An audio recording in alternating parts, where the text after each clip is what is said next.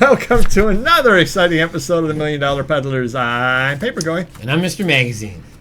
Mr. Magazine, today we're going to talk a little bit about eBay. And we mentioned a few weeks ago on the live show, it officially happened in spring, that eBay has done away with the eBay Bucks program. Find that kind of funny because Etsy is starting a rewards program. And I don't know if you saw this or not, Mr. Magazine. I don't know if you are even allowed to do it yet because you're fairly new. I know you're the mayor or whatnot at this point, but you may not be able to do so yet. I'm not certain. But did you see that there are rewards programs available on Whatnot as well? I did not know that. So over on Whatnot, they've set up a rewards program. The only problem with it is, guess who funds it? eBay? Yes, eBay. Yes, absolutely. That would be funny if they were. The seller funds it, and you can give discounts and things like that. So I've got it set up where after you've made 3 purchases, you get 10% off your next purchase. Oh, okay. And if you've made 3 purchases after that, you get 15% off your next purchase. If you make 3 purchases after that, yada, yada, yada, you can set up 5 tiers. So eventually they're going to be free for them. 100% off? 5 tiers, I do not quite go up that high. You're going in that direction. I am going in that direction, yes. But Whatnot feels that, and they announced some statistics, and I didn't save the email on it, but they were announcing some statistics about how much people spend, repeat customers, essentially. Yeah. And I think we talked a little while ago when you were talking about getting on Whatnot about the importance of repeat customers. And let me ask you a question, Mr. Magazine. Yeah. Now that you have become the mayor of Whatnot, what are you noticing about repeat customers? That they buy a lot of quantity and volume. So I would say on average I have 9 to 10 buyers that, and all of them buy more than one.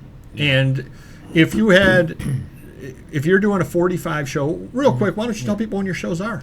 They are Saturday, usually.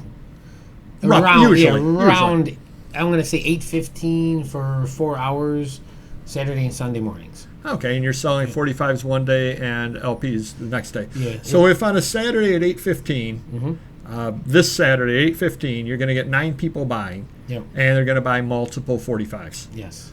Next week, on the Saturday, how many of those 9 will be there again, buying? As far as I know, I would say all of them. All of them, 7 of them, 8 of them. You might pick up another buyer or 2. It's going to be a high percentage. Yeah. I think the guy that runs it for me said he had 2 new ones this week. Okay. Yeah. So 7 repeat, 2 new. And then I think when we did the 33s for the first time, obviously we had a lot of the same 45s. We might have had more people because you had the 45s watching and new 33 buyers watching. Yep.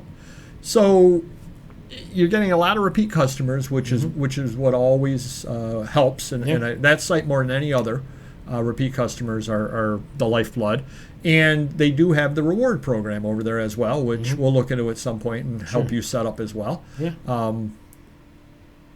eBay, meanwhile, did away with eBay Bucks. And I'm going to read you a statistic that I got, Mr. Magazine. Okay.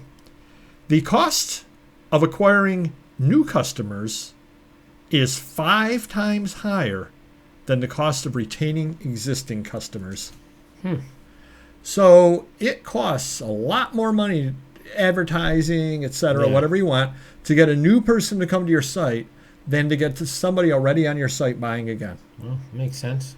And that was actually the lowest number that I found. I found other places say it costs between 5 to 25 times as much. Wow.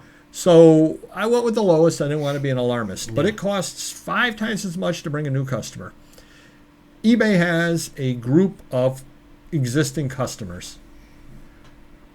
Rather than reward those customers by giving them some kind of a loyalty program, whether eBay Box or some other sort of loyalty program, they decided to scrap it altogether when every other site, other than Amazon's its own beast, but every other site is getting into doing loyalty programs, reward programs, and all that kind of stuff. Well, everyone's doing it. Walmart's doing it. The credit card companies. I mean, everyone really does it. Especially the more you spend, sometimes the more rewards. I use my Amex rewards all the time. It's crazy. Well, and then that raises the other question. I don't know if you are in any flight airlines or if you are in any hotel. But I absolutely guarantee you that if you are getting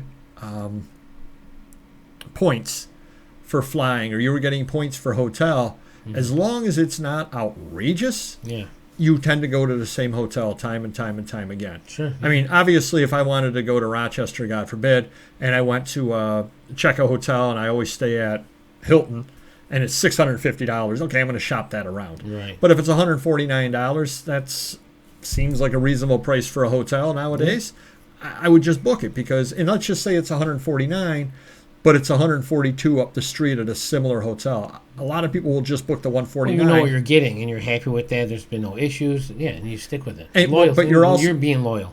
But you're also getting 149 points, right? Versus going to a different one where you're getting no points. So in your head, you're going, well, there is some reward to that, and I do know the setup of the hotels, and they'll let me check in late, and they'll let me, or whatever, blah blah blah blah. So pretty much every other site has figured out that loyalty and that sort of program works very, very well, and eBay does away with it. I mean, Amazon has their Prime. That's something, but again, eBay, they're no dummies. They have to know that sales are down for a lot of sellers over the last year or so, and they're not doing anything to fix it and, say, hey, sales are down, but we're going to give you 2% back or something on your sale, whatever. But they're doing nothing about it. Horrible business. Yeah, I absolutely, I mean, for whatever reason, they want to pivot and they want to become Tiffany's and, the Tiffany, the high-end stuff is what I mean when I say Tiffany. Yeah. Selling sneakers and selling the high-end cards and all that stuff, which is absolutely wonderful.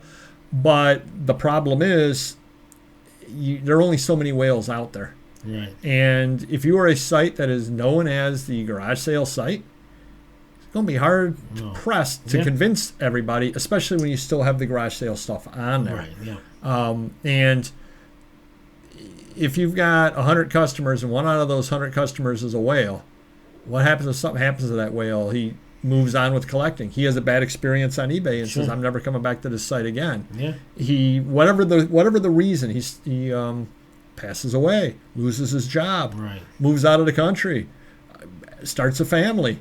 Whatever the reason, starts a business and doesn't have the extra income. Yeah. Whatever the reason, all of a sudden you have no whales. Whereas 100 regular customers spending regular money you can count on that. Oh, yeah, right, yeah. So I just wanted to bring that up, though, as far as just how eBay is swimming against the tide with everybody else, and the fact that, again, it costs 5 times as much for a new customer. eBay, get your act together. Keep your existing customers, and an eBay box, some kind of a rewards program is definitely the way to go. If every other site, all of your competitors are getting into doing it, there's probably a reason why they are. Yeah. Just let that hang out there. Do comment down below your thoughts on that, and we will see you next video. Take care. Bye-bye.